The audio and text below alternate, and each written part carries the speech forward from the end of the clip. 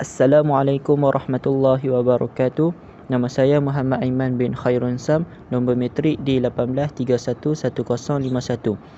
Okey, saya akan menerangkan bahagian saya. Yang pertama, matan dan terjemahan hadis mengenai larangan meminang tunang orang lain. An Ibni Umar radhiyallahu anhu anna Rasulullah sallallahu alaihi wasallam qala لا يخطب الرجل على خطبة أخيه حتى يترك الخاطب قبله أو يأذن له الخاطب. Ahmad wal Bukhari wan Nasa'i.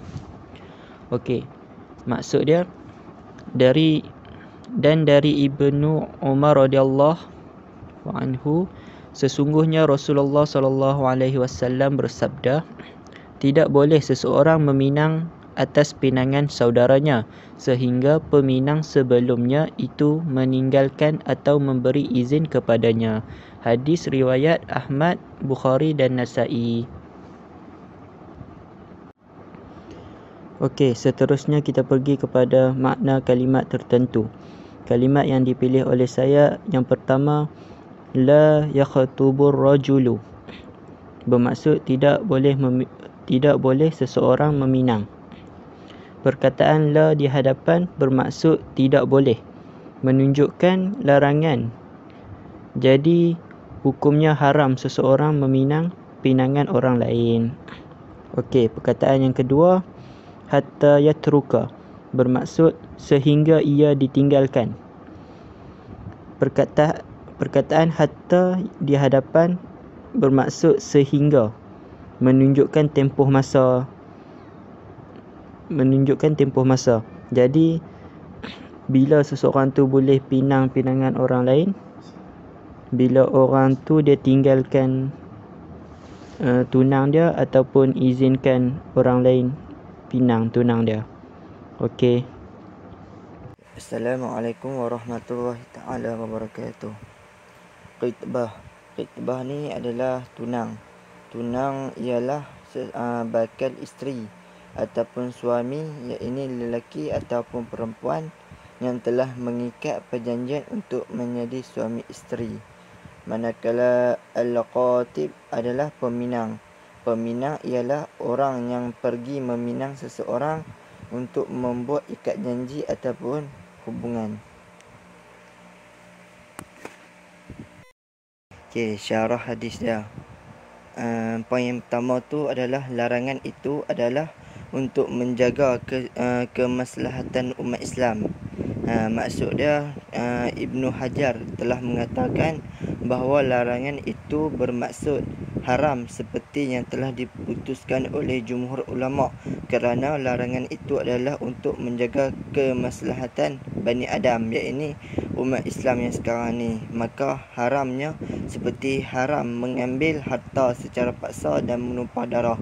Ini yang dimaksudkan oleh Ibnu Hajar, iaitu kita haram kita meminang daripada tunangan saudara kita ataupun pinangan orang lain. Okey, yang kedua adalah larangan tetapi hanya untuk pengajaran. Okey, yang poin yang kedua ni adalah pendapat daripada Al-Kitabi, iaitu beliau berpendapat hanya larangan ni untuk pengajaran untuk diri kita sebagai umat Islam sekarang ini. Yang poin yang ketiga pula adalah boleh menyalakan api permusuhan di antara kedua-duanya sekali. Okey, yang ketiga ni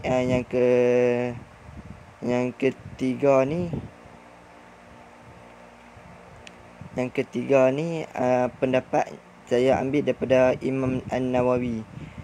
Beliau berkata larangan tersebut adalah berbentuk haram mengikut ijma' ulama, kerana mengambil dalil yang sahih daripada hadis Nabi SAW, kerana perempuan yang ditunang oleh lelaki pertama sibuk dengannya untuk bersuai kenal. Maka apabila berlaku pinangan kedua, iaitu lelaki lain, sedangkan pinangan pertama tidak lagi ditolak, ia akan menyalakan api permusuhan di antara kedua-duanya sekali. Kenapa? Kerana pinangan pertama tu dia macam first untuk kita bersuai kenal dan tidak lagi ditolak. Kalau dah ditolak, itu dimaafkan kerana dibolehkan untuk lelaki kedua meminang perempuan tersebut. Yang terakhir, poin yang terakhir, ini poin yang keempat, jumhur ulama meletakkan syarat bahawa hukum meminang bidangan orang itu haram kecuali dengan sebab tertentu. Ini dengan sebab yang macam saya sebut tadi lah. Dia telah memutuskan pertunangan dia, maka bolehlah lelaki yang kedua itu memasuk minang. Okey, seterusnya kita pergi ke hadis lain yang seumpama dengan hadis awal tadi. Diriwayatkan oleh Muslim dari Abdurrahman bin Syamasah bahawa dia mendengar Uqbah bin Amir berdiri di atas mimbar seraya berucap, sesungguhnya Rasulullah sallallahu alaihi wasallam bersabda, al-mu'minu akhul mu'min, fala yahillu lil mu'min an yabta'a ala bai'i akhihi wala yakhtub ala khitbati akhihi hatta yazara.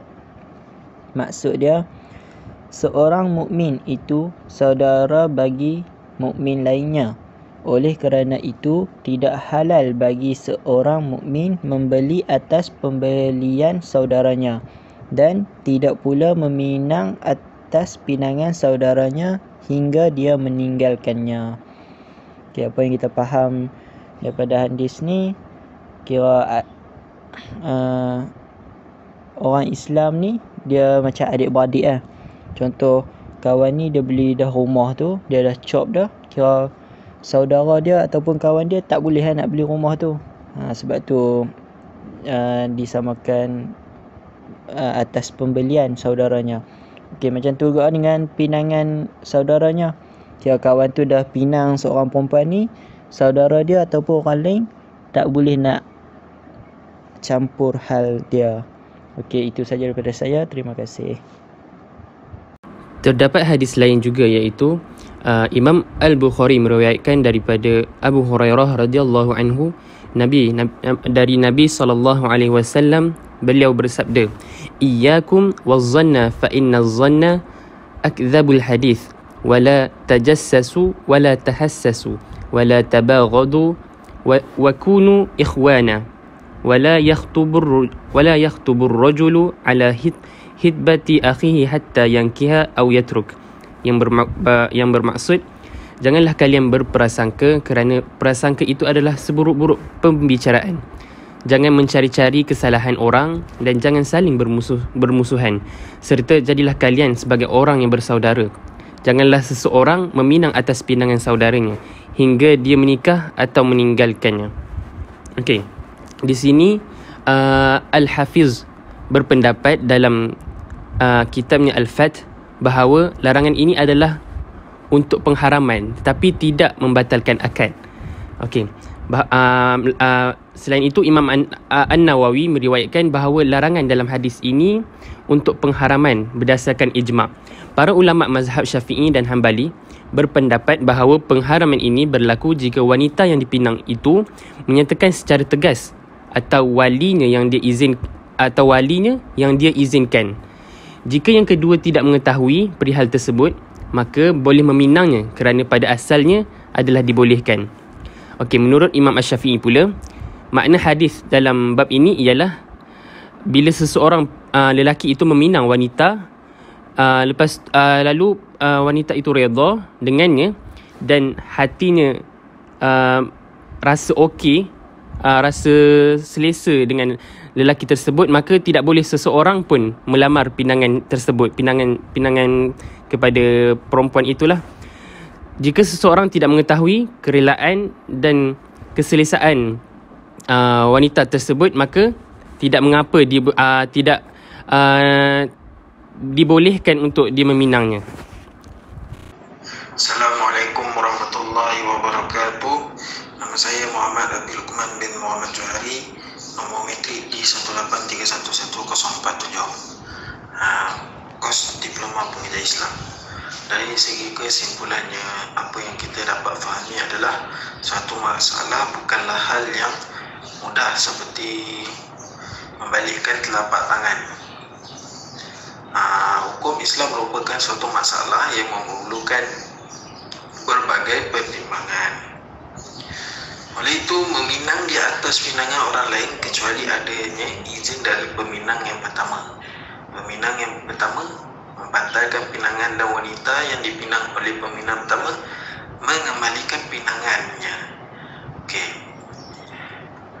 Adalah sangat wajar apabila peminang pertama ni dia tak nak, dia tolak pinangan